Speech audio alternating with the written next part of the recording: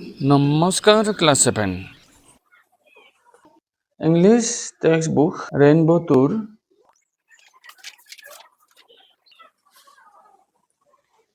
First lesson nature around আছ আমাৰ চাৰিওফালৰ প্ৰকৃতি আৰু এই প্ৰকৃতিৰ ওপৰতে লিখা এটি কবিতা the wind and the leaves লৈ আছোঁ। আজি মই কবিতাটি চিত্ৰৰ জৰিয়তে অতি সহজকৈ তোমালোকৰ কাৰণে বুজাই দিম। লগতে এক্টিভিটিজবোৰো সমাধান কৰি দিম। তোমালোকৰ কাৰণে এক্টিভিটিজ 1 নম্বৰৰ পৰা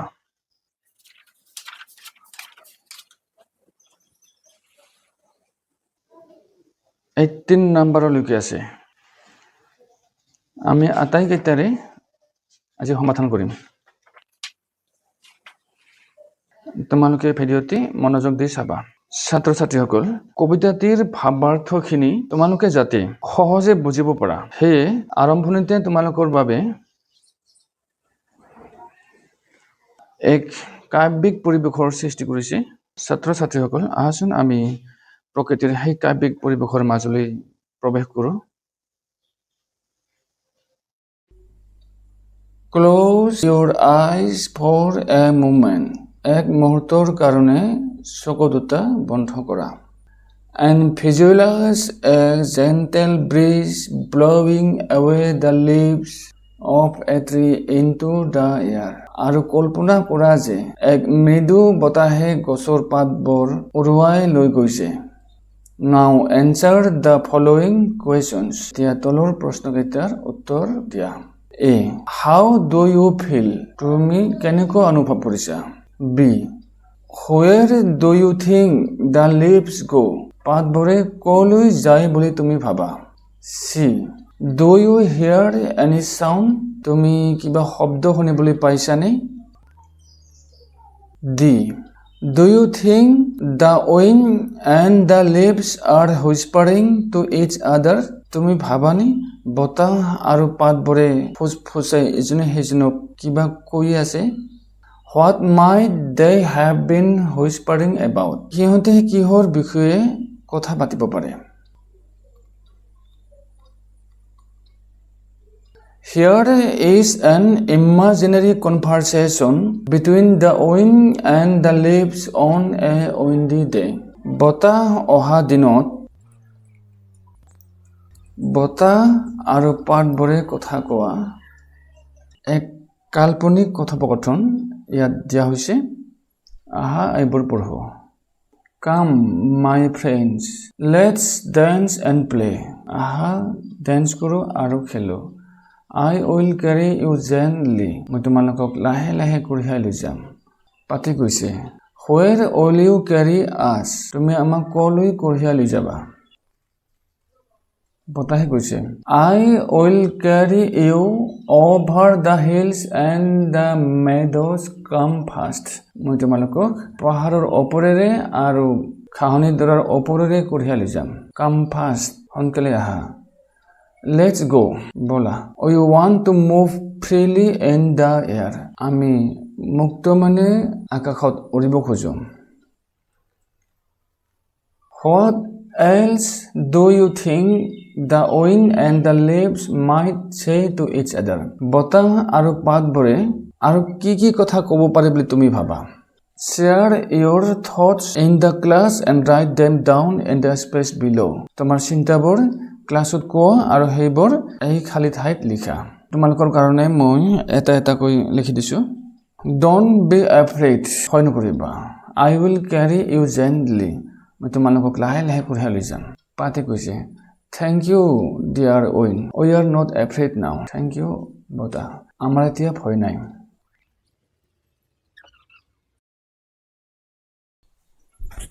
The wind and the leaves.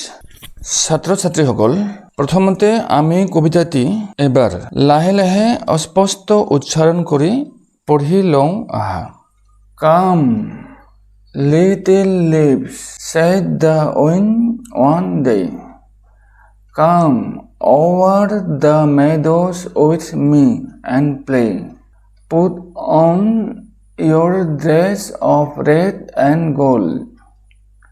Summer is gone and the days grow cold. Soon as the leaves heard the wind's loud call, down they came fluttering one and all.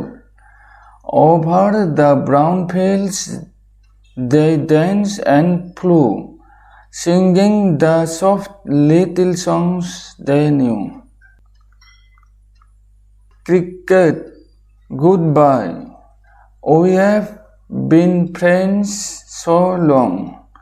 Little brook, sing us your farewell song.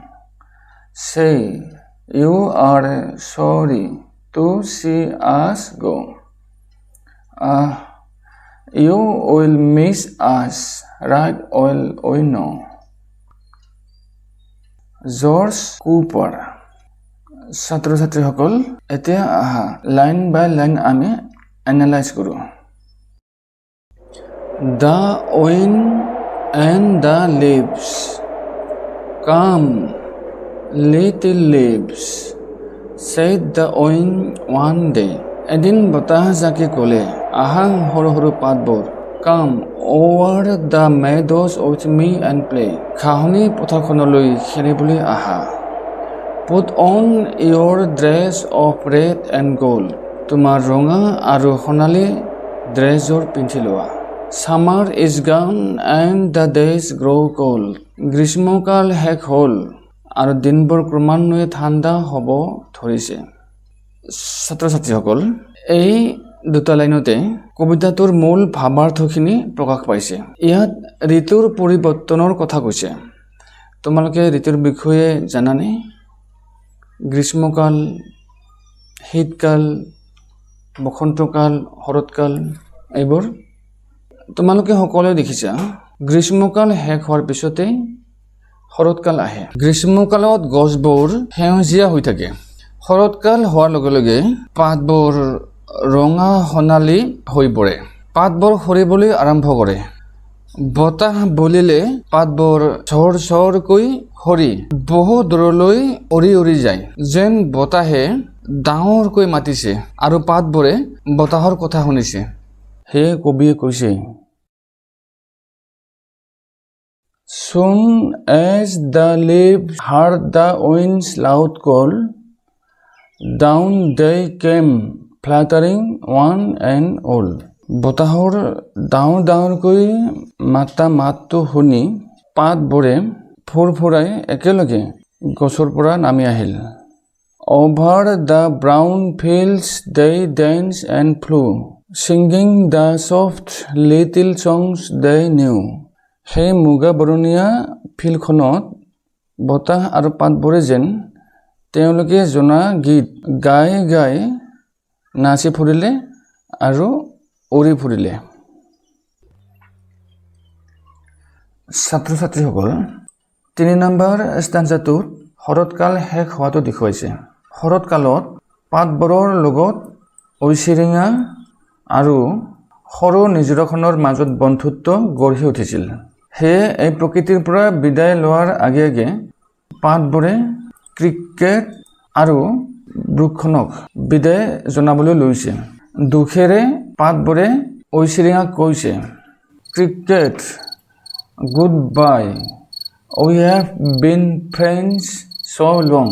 ঐচিৰিঙা, goodbye, বিদায়। আমি বহুদিনৰ বন্ধু আছিলোঁ। নিজৰাখনকো মাত দিছে।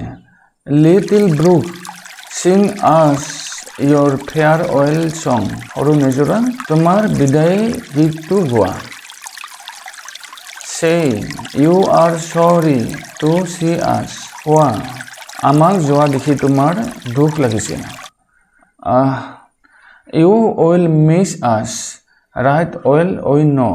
আমি ভালকৈ জানো তুমি আমাক মিছ কৰিবা, আমাক মনত কৰি থাকিবা। ছাত্ৰ ছাত্ৰীসকল ইয়াৰ পৰা আমি বুজো যে প্ৰকৃতিত সকলো বস্তুৰে এটোৰ লগত এটোৰ সম্পৰ্ক আছে। এটা নোহোৱা হ'লে আনটোৰ কষ্ট হয়। কবিতাটিৰ কবি জৰ্জ কুপাৰ। আশা কৰিছোঁ কবিতাটি তোমালোকে বুজি পাইছা। লেসনটোৰ প্ৰথমটো activities 1A Let's learn what the following words mean in the poem. কবিতাটো থকা তলৰ শব্দবোৰৰ অৰ্থ শিকোৱা আহা ছাত্ৰ ছাত্ৰীসকল অৰ্থবিলাক দিয়াই আছে আমি মাত্ৰ পঢ়িলে হ'ল ব্ৰুক ব্ৰুক মানে এ স্মল ষ্ট্ৰীম সৰু নদী নিজৰা ছাত্ৰ ছাত্ৰীসকল এয়া হ'ল ব্ৰুক নিজৰা তোমালোকে সকলোৱে দেখিছা Put on, wear, পিন্ধা farewell, an occasion when someone says goodbye. বিদায় জনোৱা মুহূৰ্ত যেতিয়া কোনোবাই বিদায় লয় goodbye বুলি কয় সেই মুহূৰ্তখিনিক farewell বুলি কয় miss to feel the absence of someone or something কাৰোবাক বা কিবা বস্তুৰ অভাৱ অনুভৱ কৰা তোমালোকে জানাই মিছ কৰা কোনোবা বস্তু বা কোনোবা মানুহক কোনোবা এজনক মনত কৰি থকাকে আমি মিছ কৰা বুলি কওঁ এক নম্বৰ B give the meanings of the following words তলৰ শব্দবোৰৰ অৰ্থ লিখা you can use a dictionary তুমি ডিকচনাৰী ইউজ কৰিব পাৰা ছাত্ৰ ছাত্ৰীসকল তোমালোকৰ কাৰণে মই প্ৰতিটো শব্দৰে ছবি সহ অৰ্থবোৰ লিখি দিছো ছবি দেখিলে বুজিবলৈ সহজ হয় meadow a piece of grassland ঘাঁহনি পথাৰ ঘাঁহেৰে ভৰি থকা পথাৰ meadow ঘাঁহেৰে ভৰা পথাৰ meadow fluttering moving rapidly and lightly ফৰ ফৰ কৰা আৰু লাহে লাহে যোৱা যেনে fluttering পখিলা পাখি মাৰি আছে cold low temperature ঠাণ্ডা loud producing a lot of sound ডাঙৰ শব্দ singer pass summer the warmest season of the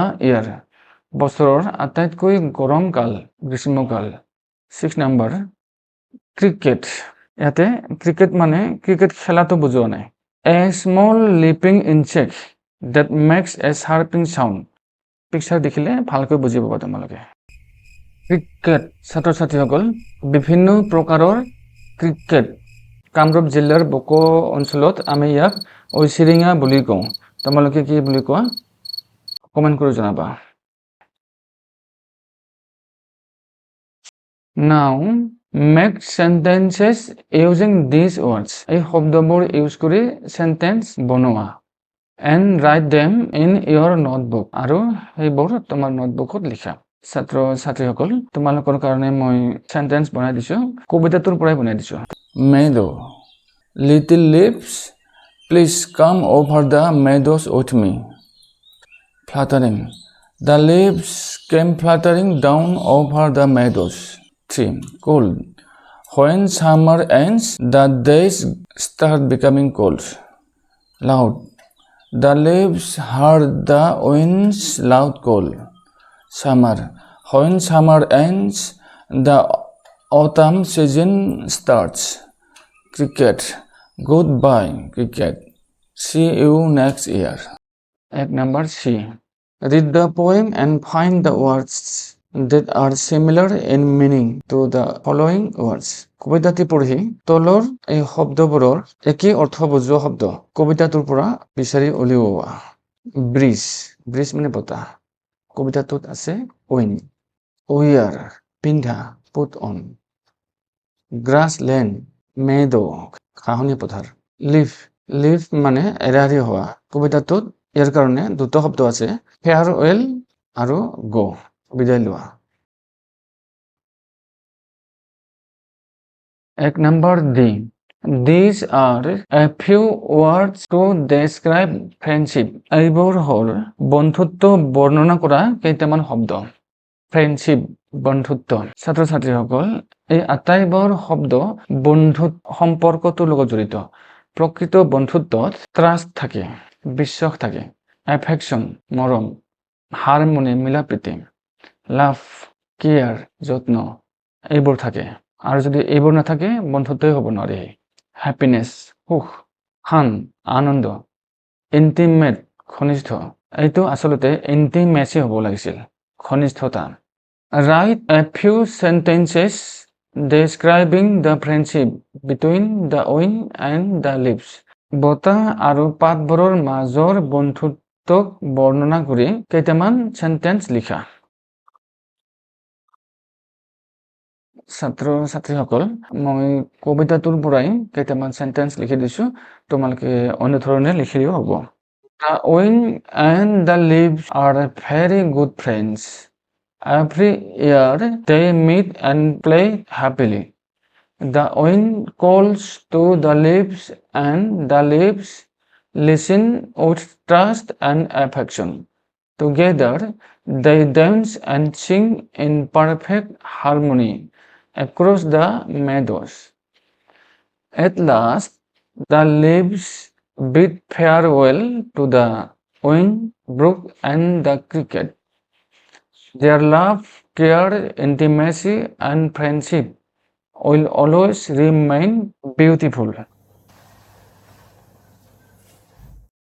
2a. Read the first stanza of the poem carefully.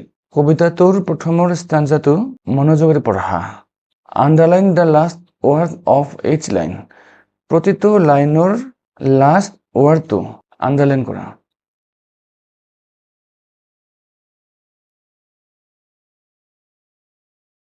আমি ৱৰ্ডকেইটা আণ্ডাৰলাইন কৰি লৈছো।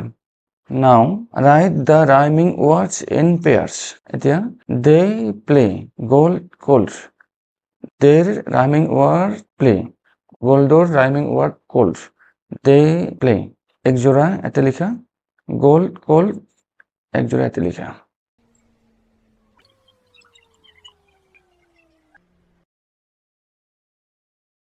To be. Let's learn about rhyme scheme. Rhyme schemeৰ বিষয়ে শিকো আহা। Read again the first stanza of the poem. কবিতাটোৰ প্ৰথমৰ stanzaটো আকৌ এবাৰ পঢ়া। Notice the letter given in brackets. ব্ৰেকেটত থকা আখৰকেইটা মন কৰিবা। ছাত্ৰ ছাত্ৰীসকল, আমি stanzaটো নপঢ়ো, প্ৰয়োজন নাই। আমি লক্ষ্য কৰিম অকল লাষ্টৰ শব্দকেইটা। They play, gold, cold. আমি লাষ্টৰ শব্দকেইটাহে নটিচ কৰিম। They play, gold, cold. A, B, B. In the above stanza of the poem, কবিতাটোৰ ওপৰৰ stanzaটোত the last words of the first and the second lines rhyme. First লাইনৰ লাষ্টৰ ৱৰ্ডটো আৰু second লাইনৰ লাষ্টৰ ৱৰ্ডটো rhyme. The lines follow the same rhyme scheme AA. এই line দুটাই AA rhyme scheme follow কৰিছে। The last words of the third and the fourth lines rhyme. Third লাইনৰ লাষ্টৰ ৱৰ্ডটো, fourth লাইনৰ লাষ্টৰ ৱৰ্ডটো rhyme. The lines follow the same rhyme scheme BB. দুয়োটা লাইনে BB rhyme scheme follow কৰিছে, দেখাইছে। Therefore, the rhyme scheme of this stanza is AABB. সেয়ে এই stanzaটোৰ rhyme scheme হ'ল AABB. A rhyme scheme is the ordered pattern of rhyming words at the end of each line or stanza of a poem. কবিতাৰ প্ৰতিটো line বা প্ৰতিটো stanzaৰ শেষত থকা rhyming wordৰ সজোৱা ধৰণটোকে rhyme scheme বোলা হয়। The rhyme scheme of a poem is written using letters. কবিতাৰ rhyme scheme আখৰেৰে লিখা হয়। ছাত্ৰ ছাত্ৰীসকল, ৰাইমিং ৱৰ্ডছ আৰু ৰাইম স্কিম এই দুটাৰ মাজত পাৰ্থক্যটো তোমালোকৰ নিশ্চয় ক্লিয়াৰ হোৱা নাই। এই 2 নম্বৰ চিৰ এই উদাহৰণটোলৈ মন কৰা। ছাত্ৰ ছাত্ৰীসকল, আমি ষ্টাঞ্জাটো গোটেই নপঢ়ো, আমি মাত্ৰ শেষৰ ৱৰ্ডকেইটাহে লক্ষ্য কৰিম, কাৰণ ৰাইমিঙৰ ক্ষেত্ৰত এই শেষৰ ৱৰ্ডকেইটাৰহে প্ৰয়োজন। ব্ৰাইট, ব্ৰাইটৰ ৰাইমিং লাইট 3 নম্বৰ লাইনত আছে। আমি এইটো যদি এ ধৰো, ব্ৰাইটটোক যদি আমি এ বুলি ধৰি লওঁ, তেতিয়াহ'লে লাইট এইটোকো এ ধৰিব লাগিব। এতিয়া ট্ৰিক যদি আমি বি ধৰো, ট্ৰিৰ ৰাইমিং ৱৰ্ড হ'ল ফ্ৰী, ফ্ৰীটোকো আমি বি ধৰিব লাগিব। গতিকে আমাৰ ৰাইমিং স্কিমটো হ'ব এ বি ছাত্ৰ ছাত্ৰীসকল এতিয়া নিশ্চয় ৰাইমিং ৱৰ্ড আৰু ৰাইম স্কিমৰ মাজত পাৰ্থক্যটো বুজিছা। 2 number D, fill in the blanks and complete the poem. খালী ঠাইবোৰ পূৰণ কৰা আৰু কবিতাটো সম্পূৰ্ণ কৰা। choosing the right word from the box to match the rhyme scheme A, B, B. বাকচত থকা শব্দবোৰৰ পৰা সঠিক শব্দ বাছি লোৱা যাতে কবিতাটোৰ ছন্দৰ ধাৰাটো A, B হয়। 20, ইয়াৰ ৰাইমিং ৱৰ্ড 30, গতিকে আমি ইয়াতে 30 লিখিব লাগিব। থ্ৰিলছৰ ৰাইমিং ৱৰ্ড হিলছ, ইয়াতে হিলছ লিখিব লাগিব। A, B হৈ গ'ল।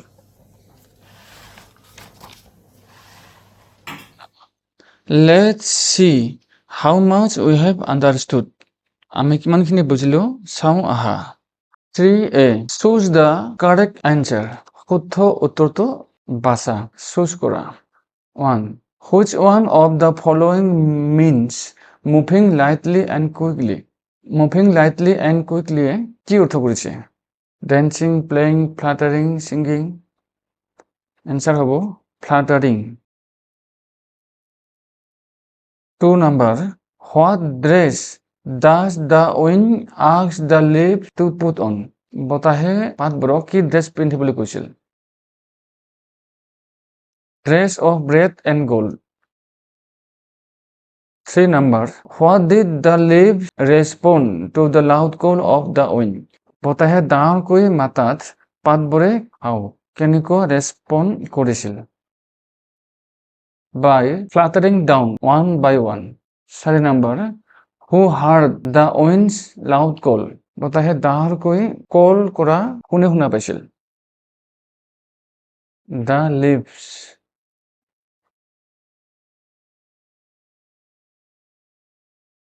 Answer the following questions. তলৰ প্ৰশ্নসমূহৰ উত্তৰ কৰা। 1. What does the wind ask the leaves to do? বতাহজাকে পাতবোৰক কি কৰিবলৈ কৈছে? Answer. The wind asks the leaves to come over the meadows and play with him. বতাহজাকে পাতবোৰক ঘাঁহনি পথাৰলৈ আহি তাৰ লগত খেলিবলৈ কৈছে। 2 number, why did the wind ask the leaves to wear a dress of red and gold? বতাহজাকে পাতবোৰক কিয় ৰঙা আৰু সোণালী সাজ পিন্ধিবলৈ কৈছে? Answer. The wind asked the leaves to wear red and gold dresses because summer is gone and the days grow cold. বতাহজাকে পাতবোৰক ৰঙা আৰু সোণালী সাজ পিন্ধিবলৈ কৈছে কাৰণ গ্ৰীষ্মকাল শেষ হৈছে আৰু দিনবোৰ ঠাণ্ডা হৈ পৰিছে। 3 number, give the movement words used for the leaves in the poem. কবিতাত ব্যৱহাৰ হোৱা পাতবোৰৰ লৰচৰ হোৱা শব্দসমূহ কি কি? Answer. The movement words used for the leaves are fluttering, dance, and flew. কবিতাত ব্যৱহাৰ হোৱা পাতৰ লৰচৰ বজোৱা শব্দবোৰ হ'ল ফৰফৰ কৰা, নাচি থকা আৰু উৰা। 4 number, what did the leaves do after hearing the wind's loud call? বতাহৰ ডাঙৰ মাতটো শুনাৰ পিছত পাতবোৰে কি কৰিলে? Answer.